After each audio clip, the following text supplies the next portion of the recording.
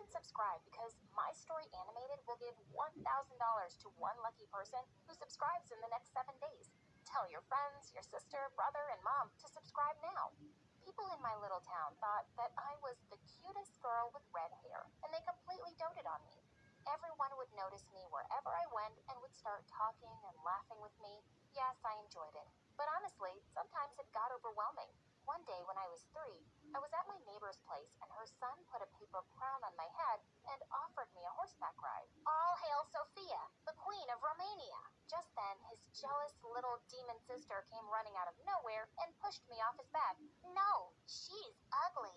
Then she squirted glue in my hair. I pushed her and was about to attack her when my mom took me away. All evening my parents cried and I tried to comfort them. It's okay, Mom. Dad, it will grow back. Prettier than before, I promise. Eventually, they just had to cut my hair, and it did grow back all lovely and thick in a few months. When I was 4, Mom started taking me to a small farm 2 hours away from our house just to have my hair washed with goat's milk. That was insane, but being around sheep and goats was fun. I refused to let them wash my hair unless I milked the goat myself. It took me 4 hours though, but I did what I enjoyed. Dad's favorite thing was to spend every evening brushing out my shiny curls as we sat around the fireplace, but I only agreed if he read me stories. One day, Dad sent my picture for a modeling job, and I got accepted. I told my parents that I was only 5 and I had a childhood I wanted to enjoy. They promised the job wouldn't affect anything, and it would make them proud and happy. So I agreed. And just like that, I started modeling for the following years. By the time I was in 9th grade, I was a pretty popular hair model for all sorts of shampoos and hair products, but I never enjoyed having makeup slapped on my face and posing in front of a camera. One day, I was determined to tell my parents that I was done. But then, Dad got off the phone with my agent, saying that there was an audition for the role of the Little Mermaid. Mom, Dad, I'm just done with all this. Please, just let me live the life I want, not the one you want. With that, I stormed off to my room. And no, I didn't go to that audition.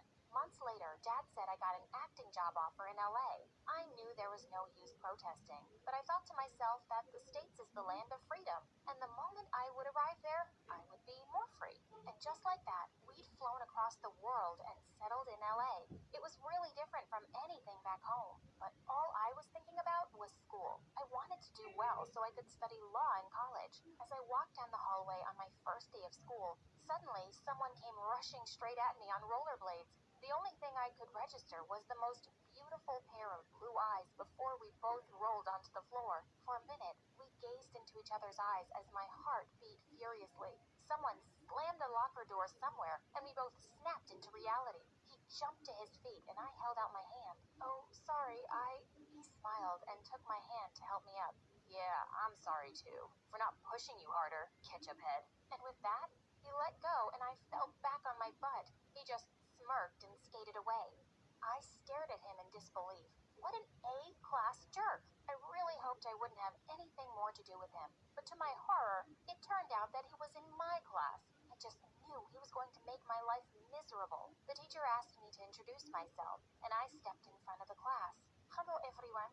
My name is Sophia, and I'm from... Before I could even finish, the boy burst out laughing.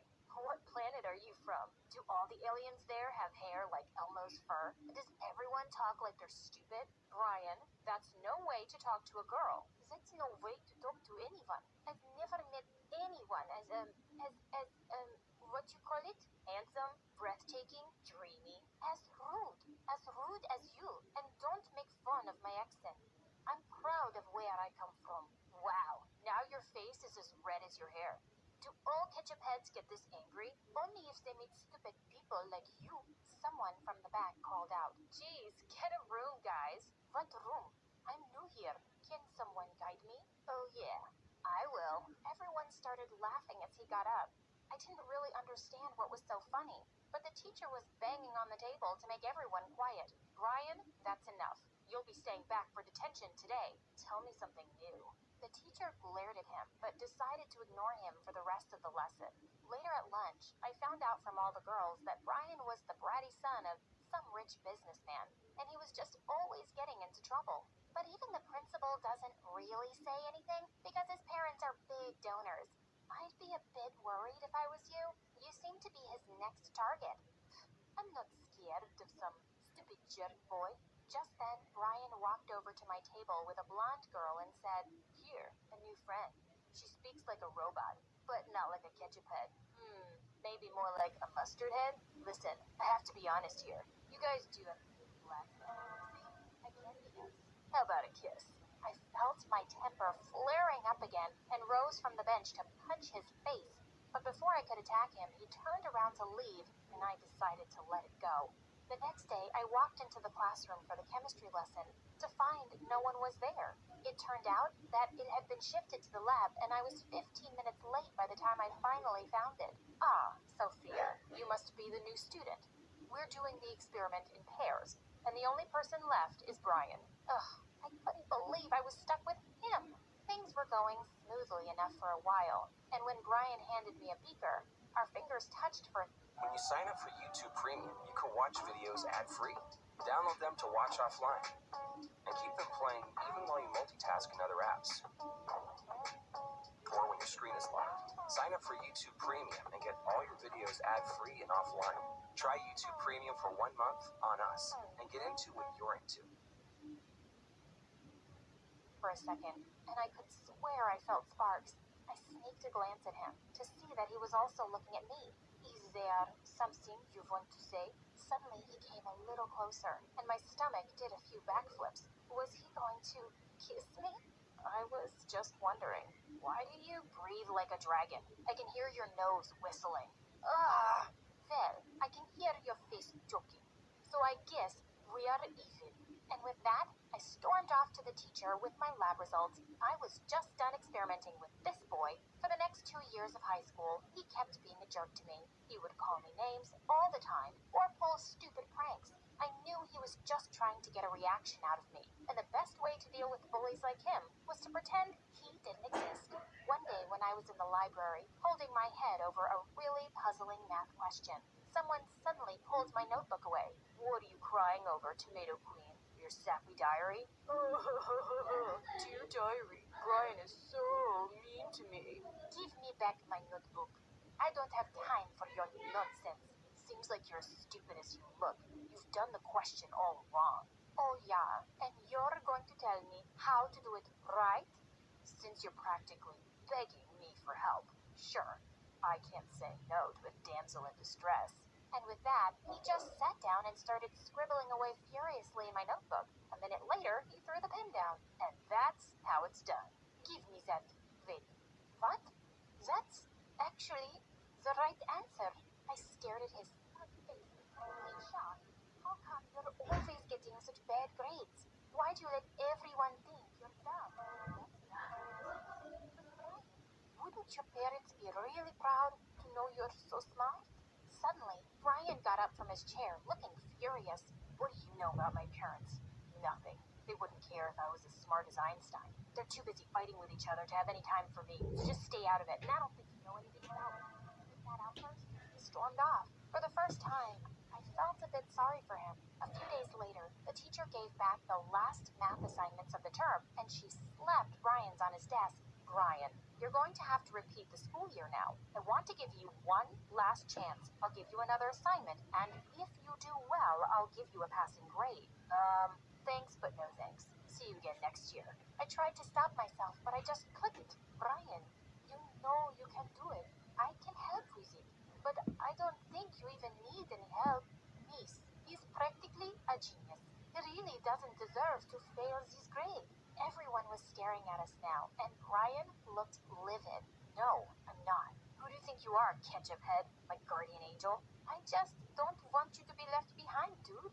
"Why do you care? I don't want a second chance. Stop acting like Mother Teresa." And with that, he stormed out of the room. What a stubborn idiot. When I went home that day, I had some shocking news waiting for me. Dad was really unwell and was given time off work. And to make matters worse, I found out that he'd gotten sick because our immigration status had been under threat for a few months, and he'd been trying to deal with it. If we lost the case, we'd have to go back to Romania. I felt devastated. I skipped the next few days of school to help Mom take care of Dad. But when I finally returned, I was taking some stuff out of my locker when I heard Brian behind me. "Oh no, you're back? My eyes were feeling so much better because they weren't hurting every day looking at your hair. I started walking away, but he kept following me. Come on, what's the big secret? Where were you? Growing tomatoes? Making ketchup? If you must know, Dad has been working too hard lately, and he fell sick. So I was taking care of him. Oh, I feel so sorry for your dad. Sorry that he has such a dumb, ugly daughter, and he brought her all the way from Romania and worked so hard just so she could have a good life. You made him sick, Ketchup Head. You make me sick too, actually. He'd really stepped on a nerve, and I snapped. I turned around and gave him a hard slap. You're just a spoiled, ungrateful brat who's been given everything in this world, and you just want to waste it and make others miserable. To think I ever felt sorry for you. I hate you, and don't worry. Soon enough, you won't ever see me again. I stormed off, and this time, he didn't follow me. A few days later, we went to court to fight our immigration case, but to our dismay, the judge ruled against us. Just then, a well-dressed man came running into the courtroom. Your Honor, I'd like to submit an appeal in this family's case. They deserve to stay here.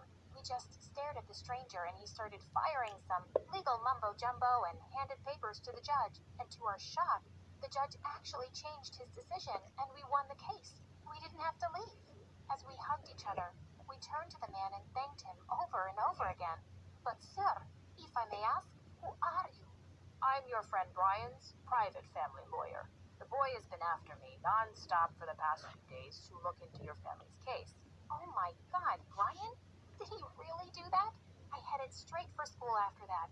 I looked everywhere and finally found him sitting alone on the bleachers. He looked stunned to see me as I sat down beside him. Brian, why did you do that? I don't know. Maybe because you tried to help me, even though I've been nothing but a complete jerk to you. And maybe because I've had a crush on you from the start. My face broke into a huge grin. I always knew it. You like Ketchup Head. With that, I pulled him in for a long, steamy kiss. So, I have been living in LA for a good long time. I've become a lawyer and mostly deal with people's immigration cases because I want to help others like me. Oh, and I'm married to Brian now, and we have a beautiful daughter, Leah. I'm teaching her both English and Romanian.